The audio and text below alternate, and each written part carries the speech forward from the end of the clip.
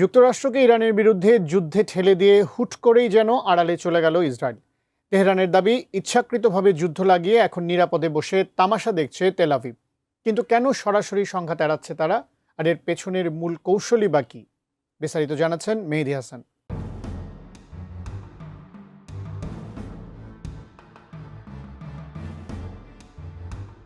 যুক্তরাষ্ট্র ও ইরানের মধ্যে চলমান সংঘাত নতুন করে মধ্যপ্রাচ্যে উত্তেজনা বাড়িয়েছে। তবে এবারের এই সংঘাতে এখন পর্যন্ত সরাসরি অংশ নেয়নি ইসরায়েল। আর এতেই তেহরানের অভিযোগ, শুরু থেকেই যুক্তরাষ্ট্রকে কঠোর অবস্থান নিতে উৎসাহ দিয়ে এখন নিজে নিরাপদ দূরত্বে অবস্থান করছে তেল আভিভ। যদিও ইসরায়েলি অভিযোগ অস্বীকার করেছে, তারপরও দেশটির বর্তমান অবস্থান নিয়ে নতুন করে আলোচনা শুরু হয়েছে।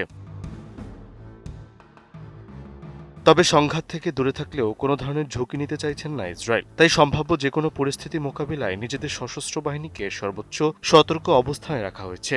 একই সঙ্গে পরিস্থিতি আরও খারাপ হলে কিভাবে প্রতিক্রিয়া জানানো হবে সে পরিকল্পনাও আগে থেকেই প্রস্তুত করে রেখেছে দেশটি। তবে ইসরায়েলি কর্মকর্তারা স্পষ্ট করে জানিয়েছেন, বর্তমান পরিস্থিতিতে সরাসরি যুদ্ধে জড়ানোর কোনো পরিকল্পনা তাদের নেই।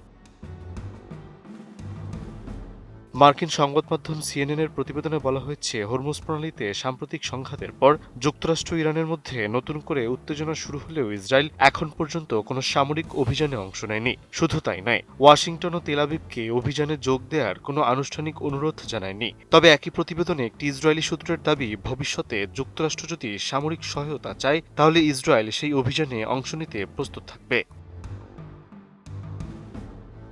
ফ্যালকন অ্যালুমিনিয়াম মাল্টিলেয়ার অ্যানোডাইজড হওয়ায় সম্পূর্ণ স্ক্র্যাচ প্রুফ। Falcon aluminium.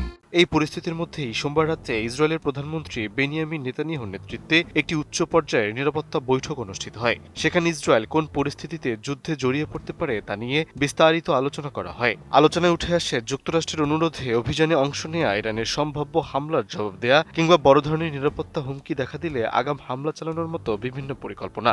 একই সঙ্গে ইসরায়েলের প্রতিরক্ষা বাহিনী আইডিএফ এর প্রধান ইয়াল জামিরও বলেছেন, প্রয়োজন হলে যে কোনো সময় আবার সামরিক অভিযান শুরু করতে প্রস্তুত রয়েছে তাদের বাহিনী। তবে ইসরায়েলের শীর্ষ পর্যায়ের কর্মকর্তাদের মতে বর্তমান পরিস্থিতি তাদের জন্য সবচেয়ে সুবিধাজনক, কারণ তাদের মূল্যায়ন অনুযায়ী যুক্তরাষ্ট্র ইরানের চলমান সংঘাতে তেহরান সামরিক ও অর্থনৈতিক দুদিক থেকেই ধীরে ধীরে দুর্বল হয়ে পড়েছে। তাই এই মুহূর্তে সরাসরি যুদ্ধে না জড়িয়েও কৌশলগত সুবিধা পাচ্ছে ইসরায়েল।